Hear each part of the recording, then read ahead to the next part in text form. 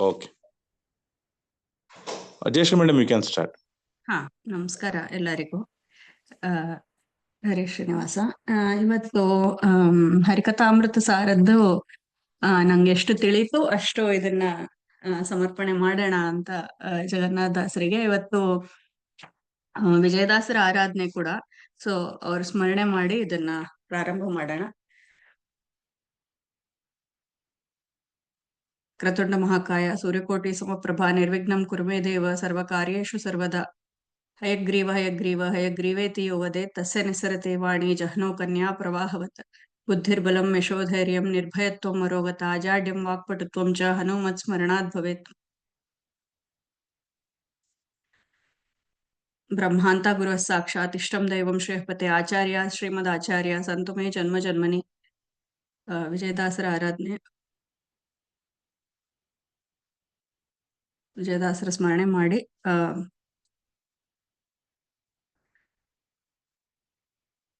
ಅಜ್ಞಾನತಿಮಿರಚ್ಛೇದಂ ಬುದ್ಧಿ ಸಂಪತ್ಪ್ರದಾಯಕಂ ವಿಜ್ಞಾನ ವಿಮಲಂ ಶಾಂತಂ ವಿಜಯಾಖ್ಯ ಗುರುಂ ಭಜೆ. ಜಲಜ್ಯೇಷ್ಠ ನಿಭಾಕಾರಂ ಜಗದೀಶ ಪದಾಶ್ರಯಂ ಜಗತೀತಲ ವಿಖ್ಯಾತಂ ಜಗನ್ನಾಥ ಗುರುಂ ಭಜೆ.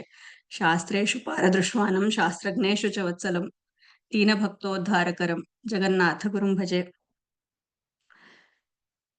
ಹರಿಕಥಾಮೃತ ಸಾರ ಗುರುಗಳ ಕರುಣದಿಂದ ಪನಿತು ಪೇಳುವೆ ಪರಮ ಭಗವದ್ ಭಕ್ತರಿದನಾದರದಿ ಕೇಳುವುದು, ಆದರದಿ ಕೇಳುವುದು. ಇದರಲ್ಲಿ ಮೊದ್ಲೇ ಜಗನ್ನಾಥ ದಾಸರ್ದು ಸ್ವಲ್ಪ ಗ್ರಂಥಕರ್ತ ಅವ್ರನ್ನ ನಾವು ಸ್ಮರಣೆ ಮಾಡಿದ್ದಾಗೆ ನಮ್ಗೆ ಆ ಗ್ರಂಥದ ಒಂದು ವೈಶಿಷ್ಟ್ಯನ್ನು ಅರ್ಥ ಮಾಡ್ಕೊಳಿಕ್ಕಾಗತ್ತೆ. ಜಗನ್ನಾಥ ದಾಸರು ಅವ್ರ ಗುರುಗಳು ಗೋಪಾಲದಾಸರು, ಗೋಪಾಲದಾಸರ ಗುರುಗಳು ವಿಜಯದಾಸರು. ಹಂಗೆ ವಿಜಯದಾಸರು ನಮಗೆ ಎಷ್ಟೊಂದು ಸುಳಾದಿಗಳನ್ನ ಕೊಟ್ಟಿದ್ದಾರೆ, ನಾವಿದು ನೋಡ್ತೀವಿ. ಸೊ ಈ ಪರಂಪರೆಯಿಂದ ಬಂದಿರುವಂತಹ ಜಗನ್ನಾಥ ದಾಸರು ಈ ಮಹತ್ತರವಾದ ಒಂದು ದೊಡ್ಡ ಗ್ರಂಥವನ್ನು, ಯಾವುದು ಉಪನಿಷತ್ತುಗಳು ಮತ್ತೆ ಎಲ್ಲಾ ಇದು ಸಾರ, ಉಪನಿಷತ್ತು, ವೇದಗಳು, ಮಹಾಭಾರತ, ರಾಮಾಯಣ ಮತ್ತೆ ಕೃಷ್ಣಂದು ಭಾಗವತ, ಇದು ಎಲ್ಲಾ ಸಾರವನ್ನು ಇದರಲ್ಲಿ ತುಂಬಿಟ್ಟಿದ್ದಾರೆ. ಅದಕ್ಕೆ ಹರಿಕಥಾಮೃತ ಸಾರ. ಇದ್ರಲ್ಲಿ ಏನು ಕಥೆಗಳು ಇಲ್ಲ, ಆಗ್ಲಿ ಆ ಕಥೆಗಳಲ್ಲಿ ಇರುವಂತಹ ಸಾರ, ಎಂಥ ಭಕ್ತರಲ್ಲಿ ಮಾಡಿರುವಂಥ ಭಗವಂತನ ಕಾರುಣ್ಯ ಎಷ್ಟಿದೆ ಅಂತ ಆ ಅಮೃತದ ಸಾರವನ್ನೇ ಉಣಿಸುವಂಥ ಒಂದು ಮಹತ್ತರವಾದ ಗ್ರಂಥ. ಇದನ್ನ ಗ್ರಂಥ ಅಂತಾನೆ ಕರೆಯೋದು. ಆದ್ಮೇಲೆ ಇದು ಮೋಕ್ಷ ಸಾಧನೆವಾಗಿರುವಂಥ ಗ್ರಂಥ. ಅದಕ್ಕೆ ಇದನ್ನ ಹರಿಕಥಾಮೃತ ಸಾರ ಅಂತ ಹೇಳ್ತಾ ಇದ್ದಾರೆ. ಇದರಲ್ಲಿ ಅನುಬಂಧ ಚತುಷ್ಟಯಗಳು ಅಂತ ಹೇಳಿ 4 ಯಾವುದೇ ಗ್ರಂಥಕ್ಕೆ. ಅಂದ್ರೆ ಆ ವಿಷಯ ಏನು, ಆಮೇಲೆ ಅದರಲ್ಲಿ ಯಾರ ಬಗ್ಗೆ ನಾವು ಮಾತಾಡ್ತಾ ಇದ್ದೀವಿ, ಇದರಿಂದ ಬರುವಂತ ನಮಗೊಂದು ಲಾಭ ಏನು ಅಂತ ಈ 4 ಅನುಬಂಧ ಚತುಷ್ಟಯಗಳು ಅಂತ ಹೇಳ್ತಾರೆ. ಅದರಲ್ಲಿ ಈ ಗ್ರಂಥಕರ್ತದ ವಿಷಯ ಬಂದು ಹರಿನೇ, ಶ್ರೀ ಹರಿನೇ ನಮಗೆ ಈ ಗ್ರಂಥದ ಒಂದು ವಿಷಯ ಅಂತ ಹೇಳ್ಬೋದು. ಯಾಕಂದ್ರೆ ನಮಗೆ ಹರಿಸ್ಮರಣೆ, ಈ ಹರಿಸ್ಮರಣೆ ಎಂಬುದೇ ಒಂದು ಗುರಿ. ಸದಾ ನಾಹಂಕರ್ತ ಹರಿಕರ್ತ, ಇದನ್ನ ನಾವು ನೆನೆಸ್ತಾ ಇದ್ರೆ ನಮ್ಗೆ ಯಾವ ಪಾಪಗಳನ್ನು ಯಾವ್ದನ್ನು ನಮಗ್ ಅಂಟೋದಿಲ್ಲ ಅಂತ ಹೇಳ್ತಾರೆ. ಅದಕ್ಕೆ ಈ ಹರಿನೇ ನಮಗೆ ಇದರಲ್ಲಿ ಇರುವಂತಹ ಗುರಿ ಮತ್ತೆ ಗುರುಗಳಾದ ಜಗನ್ನಾಥದಾಸರು ಇದನ್ನ ತಿಳಿಸ್ಕೊಡ್ತಾ ಇದ್ದಾರೆ. ಹರಿಕಥಾಮೃತ ಸಾರ. ಮತ್ತೆ ಇದರಿಂದ ನಮ್ಗೆ ಫಲ ಏನು ಅಂತ, ಯಾಕಂದ್ರೆ ನಾವು ಮೊದಲನೇ ಹಂತದಲ್ಲಿ ಇರುವಾಗ ಒಂದು ಕಾರ್ಯ ಮಾಡ್ಬೇಕು ಅಂತಂದ್ರೆ ಪ್ರೇರಣೆವಾಗಿ ನಮಗೊಂದು ಫಲಾಪೇಕ್ಷೆ ಇರುತ್ತೆ. ಇದರಿಂದ ನಮಗೆ ಏನ್ ಬರ್ಬಹುದು, ಈಗ ನಾವೊಂದು ಸರ್ಟಿಫಿಕೇಶನ್ ಮಾಡ್ತೀವಿ, ನಮ್ಮ ಒಂದು ಈಗ ಇಂಜಿನಿಯರಿಂಗ್ ಇದೆ ಅಂದ್ರೆ ಅದರದ್ದು ತಕ್ಕಂಗ ಇರುವಂತಹ ಸರ್ಟಿಫಿಕೇಶನ್ಸ್ ನಾವು ನೋಡ್ಕೊಂತ ಹೋಗ್ತೀವಿ. ಅದೇ ತರ ಈ ಹರಿಕಥಾಮೃತ ಸಾರ ಎಂಬುದು ಕ್ವಾಲಿಫಿಕೇಶನ್ ಏನು, ಎಂಥವ್ರಿಗೆ ಇದು ಬರ್ಬೇಕು ಅಂತಂದ್ರೆ ಅದ್ರಲ್ಲಿ ಹೇಳ್ತಾ ಇದ್ದಾರೆ ಪರಮ ಭಗವದ್ ಭಕ್ತರು, ಭಾಗವತ ಭಕ್ತರು, ಭಾಗವತದಲ್ಲಿ ಇರುವಂಥವ್ರು. ಆಮೇಲೆ ಭಗವಂತನ ವಿಷಯವನ್ನು ತಿಳ್ಕೋಬೇಕು ನಾವು, ಅದರಿಂದ ಭಕ್ತಿ ಬರ್ಬೇಕು ಎಂಬುವಂಥವ್ರು ಪರಮ ಭಗವದ್ ಭಕ್ತರು. ಇದನ್ನು ಆದರದಿ ಕೇಳುವುದು. ಸೊ ಆ ವಿಷಯ ಬಂದು ಶ್ರೀಹರಿ. ಅದಕ್ಕೆ ಎಲಿಜಿಬಿಲಿಟಿ, ಒಂದು ಅಪ್ಲಿಕೇಶನ್ ನಾವು ಸಬ್ಮಿಟ್ ಮಾಡ್ತಿದ್ವಿ ಅಂದ್ರೆ ಅದಕ್ಕೆ ಬೇಕಾಗಿರುವಂತ ಕ್ವಾಲಿಫಿಕೇಶನ್ ನಾವು ಭಕ್ತರಾಗಿರ್ಬೇಕು. ಶ್ರೀಹರಿಯ ಭಕ್ತರಾಗಿರ್ಬೇಕು, ನಂಬಿಕೆ ಇರ್ಬೇಕು. ನಮ್ ಲೆವೆಲ್ಗೆ ನಮ್ ತಾರತಮ್ಯ ಅನುಸಾರ ಎಷ್ಟು ಭಕ್ತಿ ಇದೆ ಅಷ್ಟು. ಆದ್ಮೇಲೆ ಮುಂದಿಂದು ಬಂದು ಈ ಗ್ರಂಥ ಹರಿಕಥಾಮ್ ನಾ ಹೇಳಿದಂಗ ಸರ್ಟಿಫಿಕೇಶನ್ ಒಂದು ಪರ್ಪಸ್ಗೆ Are ಮಾಡ್ತೀವಿ. we sharing the screen?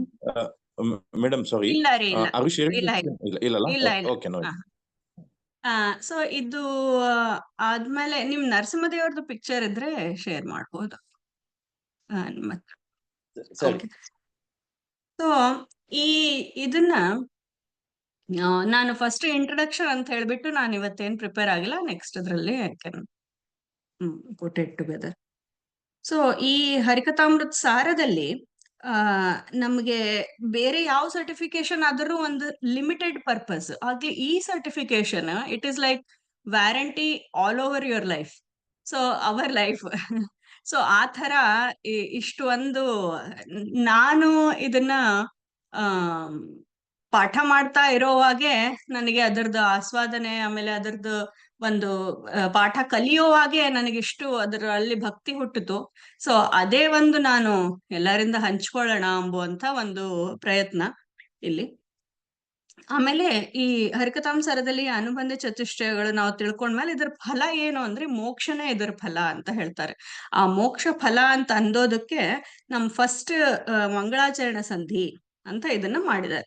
ಯಾಕೆ ಮಂಗಳಾಚರಣ ಸಂಧಿ ಮೊದಲೇ ಇಟ್ಟಿದ್ದಾರೆ ಅಂತಂದ್ರೆ ನಮಗೆ ಮಂಗಳವನ್ನು ಕೊಡುವಂಥದ್ದು ಅಂತಂದ್ರೆ ನಮ್ಗೆ ಮೊದ್ಲೇ ಒಳ್ಳೆ ಕೆಲಸಗಳು ಮಾಡ್ತಾ ಇದ್ದೀವಿ ಅಂತಂದ್ರೆ ಮೊದ್ಲೇ ಬರೋದು ವಿಘ್ನಗಳು. ಆ ವಿಘ್ನಗಳನ್ನ ನಿವಾರಣೆ ಮಾಡ್ಲಿಕ್ಕೆನೆ ಈ ಮಂಗಳಾಚರಣ ಸಂಧಿಯನ್ನು ಜಗನ್ನಾಥದಾಸರು ಮಾಡಿದ್ದಾರೆ. ಒಂದು ಮಹತ್ತರವಾದ ಗ್ರಂಥವನ್ನು ರಚನೆ ಮಾಡ್ತಾ ಇದ್ದೀನಿ. ಸೊ ಅದರಲ್ಲಿ ಇರುವಂತ ವಿಘ್ನಗಳನ್ನ ಪರಿಹಾರ ಮಾಡ್ಬೇಕು. ವಿಘ್ನಗಳ ಪರಿಹಾರ ಆಗೋದು ಭಗವಂತನ ಸ್ಮರಣೆಯಿಂದನೇ.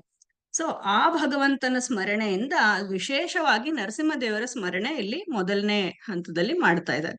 ಸೊ ನಾವೀಗ ಗ್ರಂಥ ಬಗ್ಗೆ ಒಂದ್ ಸ್ವಲ್ಪ ತಿಳ್ಕೊಂಡಿದೀವಿ, ಗ್ರಂಥಕರ್ತೃ ಬಗ್ಗೆ ತಿಳ್ಕೊಂಡಿದೀವಿ, ಅನುಬಂಧ ಚತುಷ್ಟಯಗಳು ತಿಳ್ಕೊಂಡಿದೀವಿ.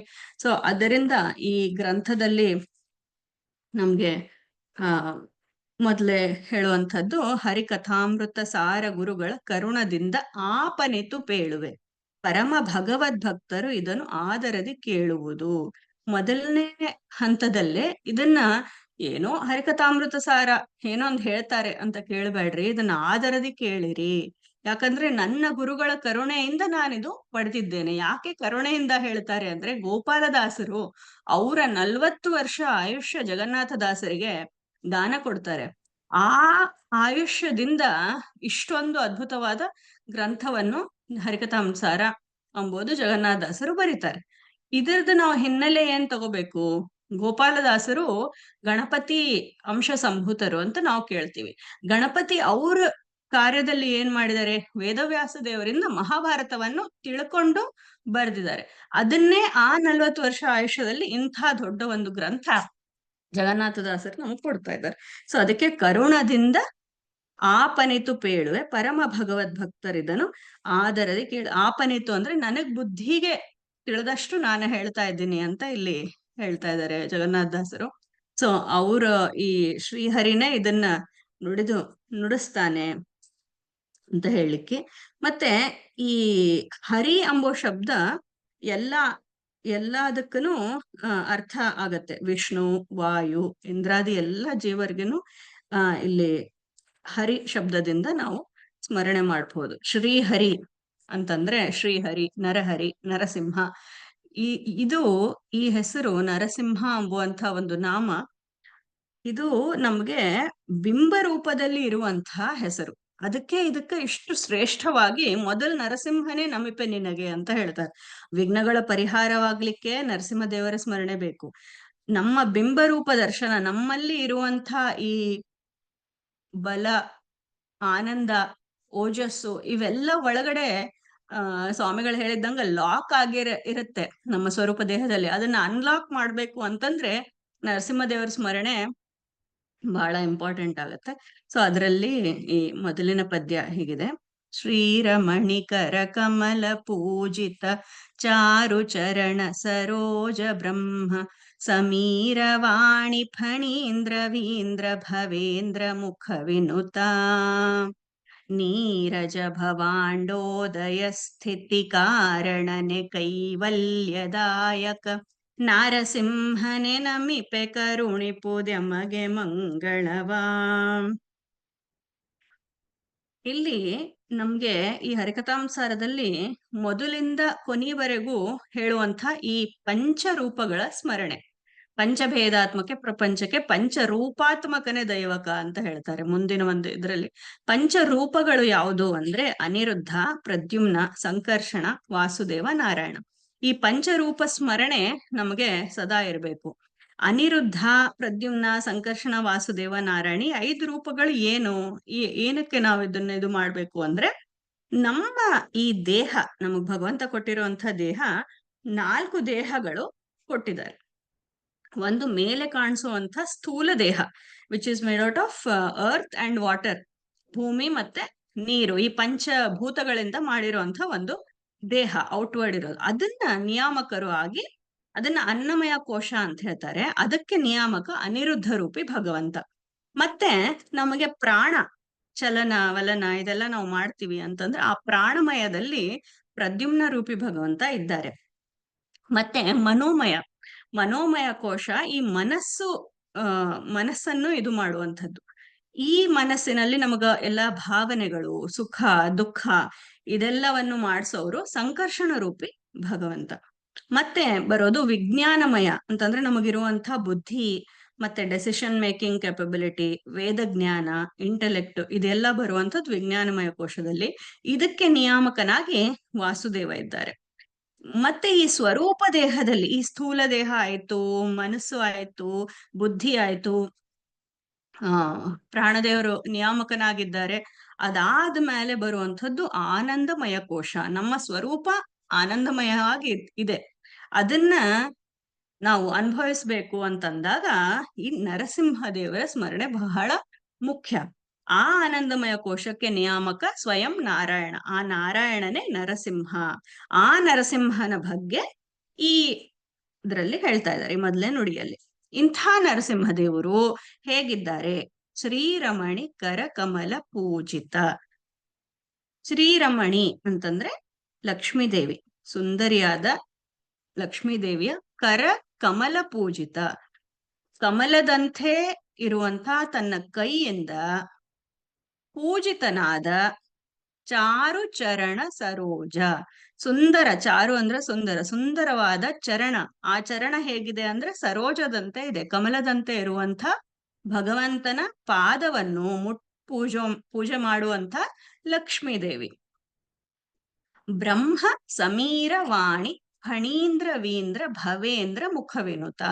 ಲಕ್ಷ್ಮೀದೇವಿಯ ಪಾದ ಸೇವೆಯನ್ನು ಸ್ವೀಕಾರ ಮಾಡ್ತಾ ಬ್ರಹ್ಮದೇವರು, ಸಮೀರ ವಾಯುದೇವರು, ವಾಣಿ ಸರಸ್ವತಿ ದೇವರು, ಫಣೀಂದ್ರ ಅಂತಂದ್ರೆ ಶೇಷದೇವರು, ವೀಂದ್ರ ಗರುಡ ದೇವರು, ಭವ ಇಂದ್ರ, ಭವ ಅಂದ್ರೆ ಶಿವ, ಮತ್ತೆ ಇಂದ್ರ ಅಂದ್ರೆ ಇಂದ್ರದೇವರು. ಇವ್ರು ಎಲ್ಲಾರು ಅಲ್ಲಿ ಒಂದು ಪಿಕ್ಚರ್ ಇಮ್ಯಾಜಿನ್ ಮಾಡ್ಕೋಬಹುದು ನಾವು. ಲಕ್ಷ್ಮೀದೇವಿ ಪಾದ ಸೇವೆ ಮಾಡ್ತಾ ಇದ್ದಾರೆ. ಎಲ್ಲ ಬ್ರಹ್ಮ, ಸಮೀರ, ವಾಣಿ, ಫಣೀಂದ್ರ, ವೀಂದ್ರ ಇವರೆಲ್ಲರೂ ಅವರು ಮುಖ ವಿನುತ ಸ್ತೋತ್ರ ಮಾಡ್ತಾ ಇದ್ದಾರೆ ಇಂಥ ಭಗವಂತನನ್ನ. ನೀರಜ ಭವಾಂಡೋದಯ ಸ್ಥಿತಿ ಕಾರಣನೆ ಕೈವಲ್ಯದಾಯಕ. ಸೊ ಇಲ್ಲಿನೂ ನಾವು ಮತ್ತೆ ಈ ಇದರಲ್ಲಿ ನಾವು ಅನಿರುದ್ಧ, ಪ್ರದ್ಯುಮ್ನ, ಸಂಕರ್ಷಣ, ವಾಸುದೇವ ನೋಡ್ಬೋದು. ಈಗ ಜನನ ನೀರಜ ಅಂತಂದ್ರೆ ನೀರು, ನೀರಲ್ಲಿ ಹುಟ್ಟಿರುವಂತದ್ದು ಕಮಲ, ಕಮಲದ ಭವಾಂಡ, ಕಮಲದ ಭವಾಂಡ ಅಂದ್ರೆ ಬ್ರಹ್ಮಾಂಡ ಆಗತ್ತೆ. ಈ ಬ್ರಹ್ಮಾಂಡದ ಉದಯ ಸ್ಥಿತಿ ಕಾರಣನೆ ಅಂತ ಹೇಳ್ತಾ ಇದ್ದಾರೆ. ಇಲ್ಲಿ ಉದಯ ಜನನ ಅಂತಂದ್ರೆ ಪ್ರದ್ಯುಮ್ನ ರೂಪಿ ಭಗವಂತ ಇಲ್ಲಿದ್ದಾರೆ. ಸ್ಥಿತಿಯಲ್ಲಿ ಅನಿರುದ್ಧ ರೂಪಿ ಭಗವಂತ ಇದ್ದಾರೆ. ಮತ್ತೆ ಕೈವಲ್ಯದಾಯಕ, ಇಲ್ಲಿ ಲಯ ಅಂತ ಹೇಳಿಲ್ಲ, ಸೃಷ್ಟಿ ಸ್ಥಿತಿ ಲಯ ಹೇಳಿಲ್ಲ, ಕೈವಲ್ಯದಾಯಕ ಅಂತ ಹೇಳ್ತಾ ಇದ್ದಾರೆ. ಅಂದ್ರೆ ಆ ಲಯ ಚಿಂತನೆಯಲ್ಲಿ ನಮಗೆ ಮೋಕ್ಷ ಪ್ರದಾಯಕ ಎಂಬುವಂಥದ್ದು ತಿಳ್ಕೋಬೇಕು. ಸೊ ಆ ಮೋಕ್ಷ ಪ್ರದಾಯಕವಾದ ವಾಸುದೇವ, ಹಿಂಗೆ ಅನಿರುದ್ಧ, ಪ್ರದ್ಯುಮ್ನ, ಸಂಕರ್ಷಣ, ವಾಸುದೇವನ ನಾವು ಚತುರ ರೂಪಿ ಭಗವಂತನ ಸ್ಮರಣೆ ಮಾಡ್ತಾ ಇಂಥ ರೂಪದಿಂದ ಪಂಚರೂಪಿ ಭಗವಂತ ಸ್ವಯಂ ಒಳಗಿದ್ದು ನಾರಾಯಣ ಇದನ್ನ ಮಾಡಿಸ್ಕೊಂತ ಇದ್ದಾನೆ. ಅಂಥ ಕೈವಲ್ಯದಾಯಕ ನಾರಸಿಂಹನೇ, ನಾರಾಯಣನೇ ನಮಿಪೆ ಕರುಣಿಪುದಿ ನಮಗೆ ಮಂಗಳವ, ನಮಗೆ ಸದಾ ಮಂಗಳವನ್ನು ಉಂಟು ಮಾಡು, ಮೋಕ್ಷವನ್ನೇ ಕೊಡು ಅಂತ ಇಲ್ಲಿ ನರಸಿಂಹದೇವರ ಸ್ಮರಣೆ ಮಾಡ್ತಾ ಇದ್ದಾರೆ. ಇದು ಶ್ರೀಮದ್ ಆಚಾರ್ಯರು ಕೂಡ ನಿರ್ವಿಘ್ನವಾಗಿ ಯಾವುದೇ ಕಾರ್ಯ ಪೂರ್ಣ ಆಗ್ಬೇಕು ಅಂತಂದ್ರೆ ನರಸಿಂಹದೇವರ ಸ್ಮರಣೆ ಇರ್ಬೇಕು ಅಂತ. ಸೊ ಅದನ್ನ ಇಲ್ಲಿ ಹೇಳ್ತಾ ಇದ್ದಾರೆ.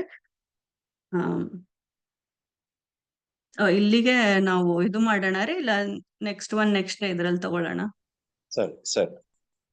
ಭಾರತೀಯರ ಮೋಕ್ಷ ಪ್ರಾಣಾಂತರ್ಗತ ಶ್ರೀ ಕೃಷ್ಣಾರ್ಪಣಮಸ್ತು. ನಾಹಂ ಕರ್ತ ಹರಿಕರ್ತ ತತ್ಪೂಜಾ ಕರ್ಮ ಚಾಕಿಲಂ ತಥಾಪಿ ಮತ್ಕೃತಾ ಪೂಜಾ ತತ್ಪ್ರಸಾದೇನ ನಾನ್ಯಥಾ ತದ್ಭಕ್ತಿ ತತ್ಫಲಂ ಮಹ್ಯಂ ತತ್ಪ್ರಸಾದಾತ್ ಪುನಃ ಪುನಃ ಕರ್ಮಣ್ಯಾಸೋ ಹರಾವೇವ ವಿಷ್ಣೋರ್ ತೃಪ್ತಿಕರಸ್ಸದಾ. ಭಾರತೀಯರ ಮುಖ್ಯ ಪ್ರಾಣಾಂತರ್ಗತ ಶ್ರೀ ಕೃಷ್ಣಾರ್ಪಣಮಸ್ತು.